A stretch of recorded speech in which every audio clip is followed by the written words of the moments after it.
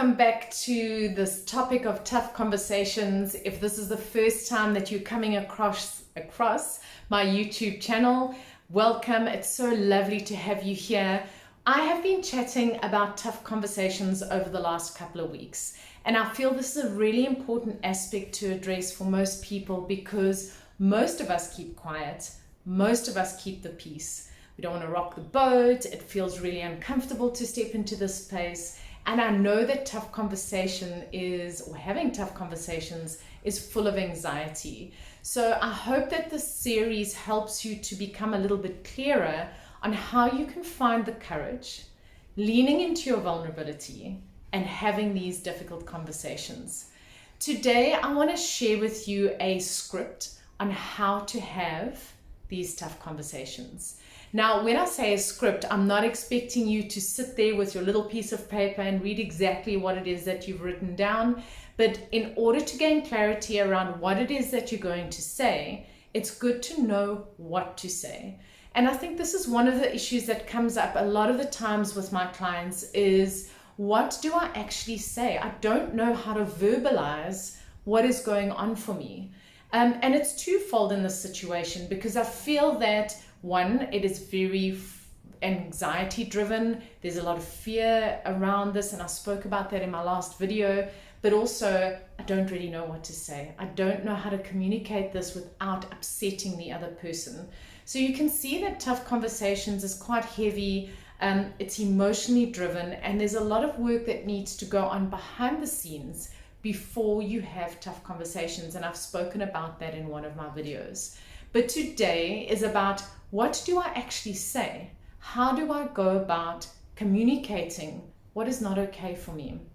I just also want to clarify that I cross over between boundaries and tough conversations, but there is a distinct difference between the two. Your tough conversation is really about sharing what is going on for you in a situation or with a particular person. So maybe they have said something, done something that has upset you, or repetitively keeps doing something, and you want to tell them that it's not okay, they need to stop. A boundary is the same situation, sharing what's okay and what's not okay, but placing a consequence to the situation. So if this person keeps behaving in this certain manner, that X, Y, and Z is going to happen. I am going to do a series on boundaries, so look out for that. But today we are talking about tough conversation. So if you are sitting at your desk or watching this YouTube video while you're relaxing and you want to jot down some notes, I want to encourage you to quickly grab a piece of paper and a pen. So hit pause, because this is probably one of the most important steps in having a difficult conversation. Bearing in mind that you have done the behind the scenes work. So having a tough conversation is not about just blurting out what you're unhappy about, because generally when we do that, we catch the person at the wrong time. We are not emotionally centered. The other person might be stressed or going through something, and the conversation does not go the way we want it to. And inevitably it ends up in conflict or defensiveness, and then your brain goes, oh, well, I told you so. This is not a safe space. We shouldn't have done that. And you start stepping back from this courageous place. So I really want to encourage you to do the behind the scenes work when it comes to difficult conversations, because that is really important. So grab your pen. I'm going to give you a step-by-step breakdown of what needs to be communicated in this situation. So remember, I mentioned that you need to pick the right time, and I know it's not always easy picking the right time, but when I say pick the right time, I'm talking about finding a time where you are both calm and relaxed, when you both have time to have this conversation and the person is aware that you're going to be having this conversation with them. I think that is very important. When we spring these conversations on people, they can go into defense mode because they're so caught off guard. Our brains like to know what's coming. Our brains do not like uncertainty.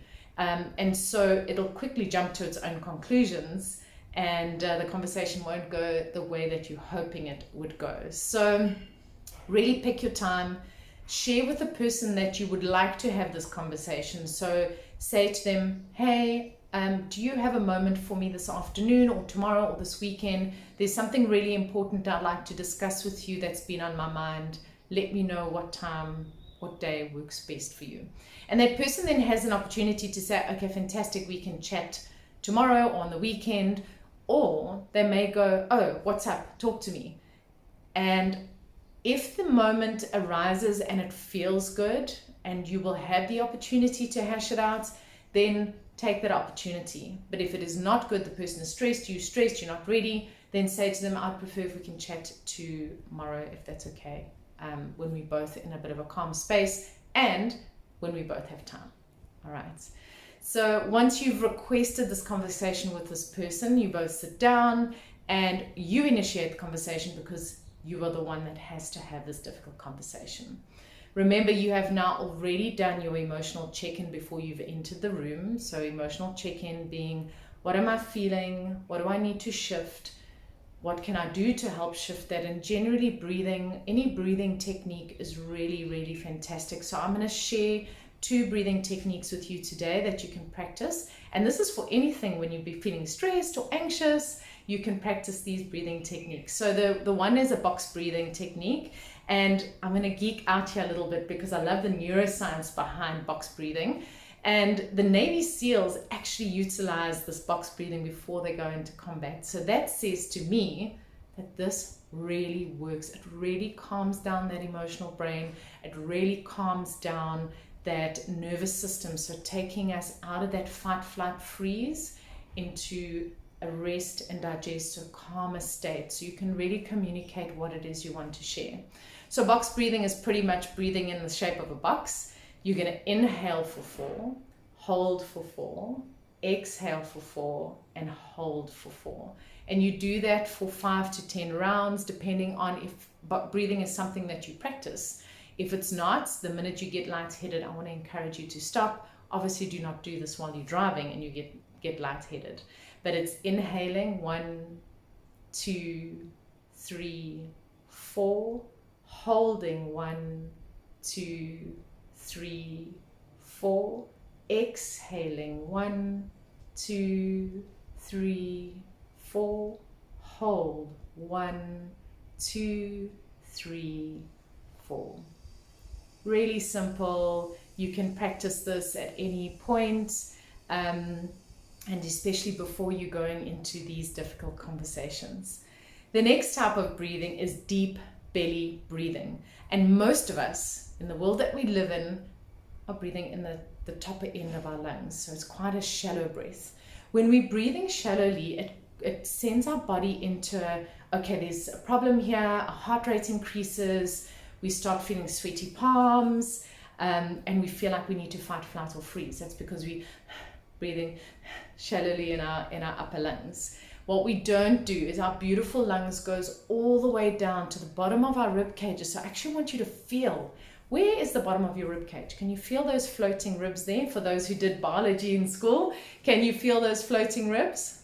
That is where your lungs sit. These beautiful lungs that we are not using properly. So deep belly breathing is breathing in your nose and out your mouth. And you choose how many, what your count is in terms of your inhale and your exhale. So if you're new to breathing, maybe a count of 4. If breathing is something that you practice on a regular basis, maybe 6, 7, or even 8. But depending on you and what you do. So inhaling for 4, and then your exhale needs to be 2 breaths longer. And that's because that helps with the balancing of the nervous system. It helps with the calming of the emotional brain. So maybe you can try that now, placing your hands on your belly. Let's not force the belly out. It's more of an filling of that space. So I want you to imagine a balloon that expands. That is the sensation that I want you to feel. So placing your belly on your hands, maybe even closing down your eyes. Let's inhale for 1, 2, 3, 4. Open your mouth. Exhale. 1, 2, 3, 4, 5, 6. This beautiful deep breath calms you down. Again, you can practice it for 5, 10 breaths in and out, whatever you need. So making sure that you are centered before you go into this conversation. Realizing that the other person is probably a little bit nervous too. So when you go into the conversation, just perhaps put their mind at ease and say, this is not a scary conversation. I just want to share with you something that is really important to me. So step 1, I want you to name the issue. All right. And when I mean name the issue, I don't want you to over-explain. This conversation needs to happen in 2 minutes. Short and to the point, succinct. Okay, we are not waffling, we're not over-explaining. We tend to go into that over-explanation when our anxiety is high, right? Because we feel like we're not getting our message across. So try and avoid doing that. So name the issue. And I want you to name the issue in a way that explains to the person that they would be watching a movie. So if you were explaining to somebody a scene in a movie, how would you explain that? Okay, not too many opinions or assumptions or anything of that matter. You would be really explaining to that person what the situation is. All right, so name the experience. Step 2, I want you to mention an example. It really makes it practical for the person to understand what you're referring to. Often we throw out things like, oh, you always ignore me when we're out, or you never acknowledge how I'm feeling. Okay, also being aware of those words, always and never. Let's try and step out of that. So really speaking about what the current situation is. Don't dramatize it. Don't catastrophize it. Try and keep it to the point. So mention example. Name the experience. Mention the example. It's really important to share how it makes you feel. Okay? When you do X, I feel Y. When you ignore me when we're out, I feel hurt, I feel disappointed, I feel sad, I feel rejected. What is it that you feel? So expressing how you feel, naming the situation, giving an example, and then sharing how you feel. I think it's also really important to share and clarify what's at stake here. If it's something that's been happening and is repetitive and keeps on happening, and it keeps on making you feel rejected, making you feel hurt, what is at stake to the relationship? How is this impacting the relationship? Because if it continues, eventually you are going to pull back, maybe unconsciously, and then begin to find fault with the other person in every small thing that they do. You start creating your story in the back of your head. And that's also a topic I'll be speaking about, because this creating a story in our heads is such an important facet of how we communicate with people, how we share how we feel, because it is about taking ownership. So it's really important to share how you feel and clarify what's at stake. Another thing which I know that is a little bit uncomfortable for some people, but taking ownership is really, really important. It takes 2 to tango. I've mentioned this before. What is your contribution? And share that with the other person. And maybe your contribution is, unfortunately, I've allowed the situation to carry on for so long. When I should have spoken up earlier, I just didn't feel I could or had the courage, or whatever the case is. Share your contribution to the issue. You are not exempt. It's not only about blaming, it's about taking ownership and sharing with that person how you feel. The other thing is your willingness to want to sort it out. Okay? Because you wouldn't be having this conversation with them if you weren't wanting to go ahead and say, I really want to sort this out. This is important for me. I value this relationship enough to want to sort it out.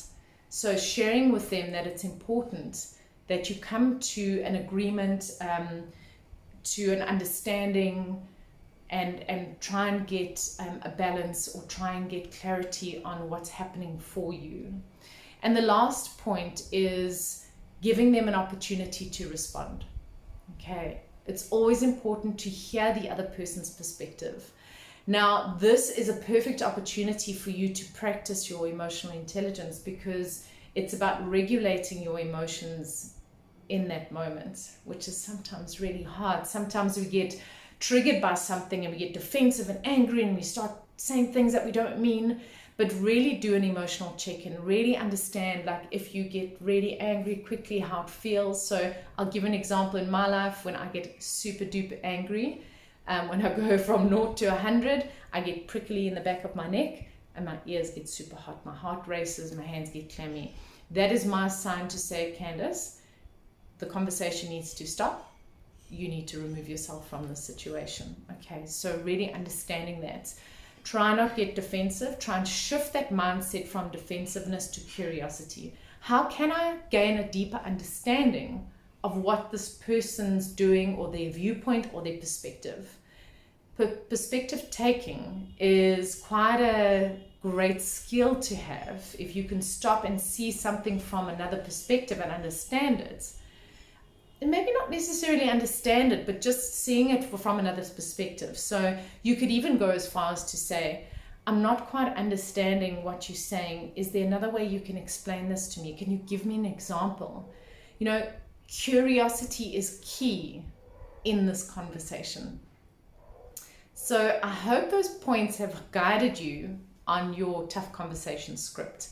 If you didn't get a chance to jot them down, please put in the comments you would like a copy of those steps, and I'll happily send them to you.